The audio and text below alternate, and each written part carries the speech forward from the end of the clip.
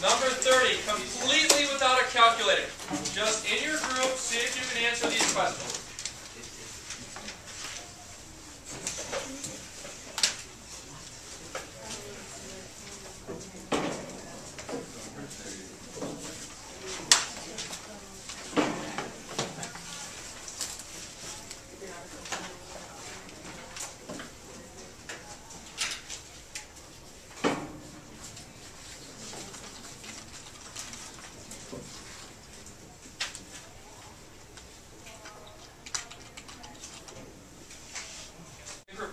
How do you do that? Get everyone involved.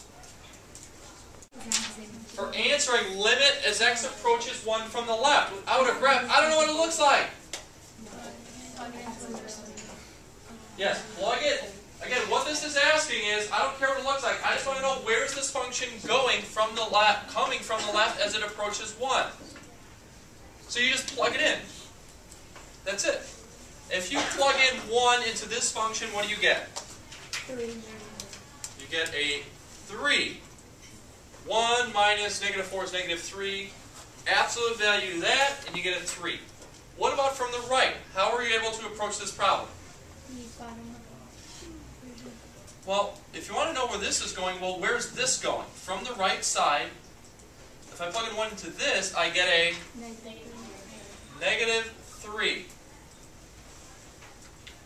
What does that mean about the limit at 1? Why does the limit not exist at 1? Yes, exactly. These are the exact words you need to be using. You know what I'm saying? Very good. Now, is this function continuous at 1? Why not? What's your reasoning for not continuous at 1?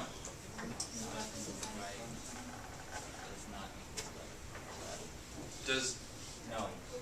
The limit's not equal to function value. Exactly. Your definition of continuous is the limit value does not equal the function value. Okay? In order for something to be continuous, the first thing that has to happen is the limit has to exist. If that doesn't exist, there's no way it can be continuous, which is different at an endpoint. This is the one that had the different definition. If you look back in chapter 2, continuous at an endpoint states that the function value equals the one-sided limit. That's the definition of continuous at an endpoint. Continuous at an open interval, any point, is limit value equals function value. Okay? Which is different than we were looking at the other day, but with limit at an endpoint. Limit at an endpoint, you need to always see the left and to the right. So you don't have a limit value at an endpoint. Do you guys see the difference?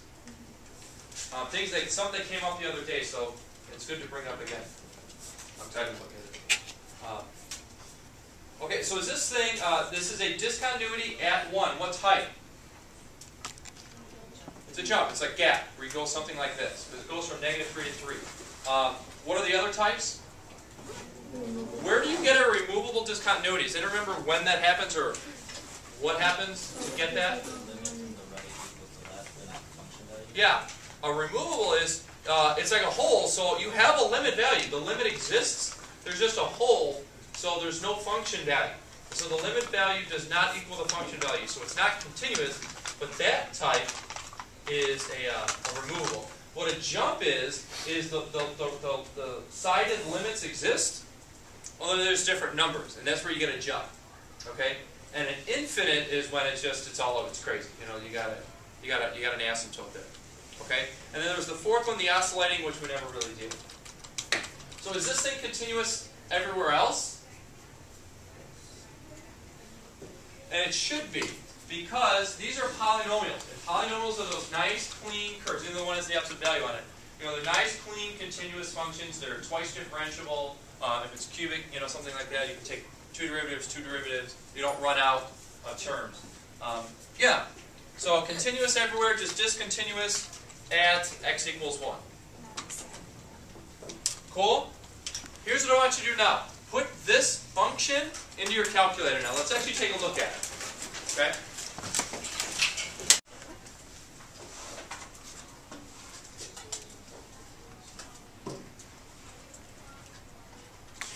If you have the new operating system, put it back on mode classic. For some reason, when we put these in, there must be a new way to do it on the new operating system because it doesn't like the way we've been doing it. So hit mode, do this. Hit mode and then go back to classic whenever you do a piecewise until I figure out or find something You to... do like alpha. Oh, you hit those buttons? Yeah. But it should be the same. No, it gives you the absolute value signs. It gives you the 2 lines. Oh, well, I'm talking about for a piecewise. Piecewise aren't work. Absolute value is fine. On the new, yours works fine. Putting it in as normal. Let me try it again. Maybe it's just a weird one I was putting in earlier. All right, I'm going for it. X cubed minus 4x x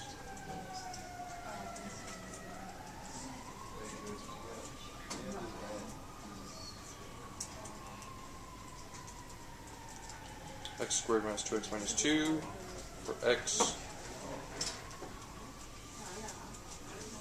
greater than 1.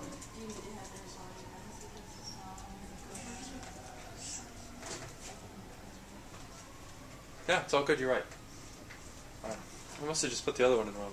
So I'm going to zoom in a little bit so I can get a -5 to 5 window, just so I can see all the action. Okay, so what a fun graph, right? Yay, this is a fun one. So everyone put it in, if you're going to put a piecewise in and talk to the group. How do you do that? Yes? Good? Yes? Yes? Yes? Got a big gap. Definitely not continuous at 1. Now, is everyone looking at the picture? Is this thing continuous at 0 and -2? Yes. Is it continuous? Take a look. Yes.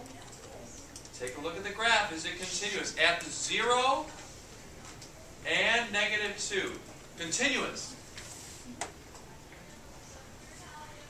Yes. I know much people are like, no, it's a quarter, Mr. Rivas, it's a quarter. Or the other period. You guys are onto my tricks. Yeah, again, don't forget, absolute value is continuous. You know, it just got that corner that as long as you don't pick up your pencil, you're fine. It's continuous everywhere except for that 1. Now let's get into that stuff. Where isn't it differentiable? Is it differentiable at 1? Okay. Why is it not? What's your reasoning for not being differentiable at 1? Yeah, but I think some people, you don't even have to play that game yet, right? That's why you have to check the other one. What's the first thing you have to check in order for differentiable? Is it continuous? If it's not continuous, there's no way it can be differentiable. Now, for the points 0, -2, we have to check, are those continuous? Yes, 0 and -2 are continuous. So we just have to check if it's differentiable. And how you check if something is differentiable at a point is, one more time, Nathaniel. If the derivative of the left equals the derivative of the right. Yes. So let's look at that -2 point. Okay? So let's take the derivative of that. What's our rule for absolute value? Isn't there something where you raise it and then you divide by something? Don't you raise it to the absolute value and then what's the rule for absolute value for derivatives? The rule on your flashcard. You guys are like, you guys are done with my tricks. Yeah, there is no rule, right? So exactly what Sonia said, you have to break it up. Now, how in the world are we going to break this thing up into a piecewise, into its own piecewise? Well, here's what I want you guys to do. Just graph x cubed minus 4x. Let's take a look what's happening.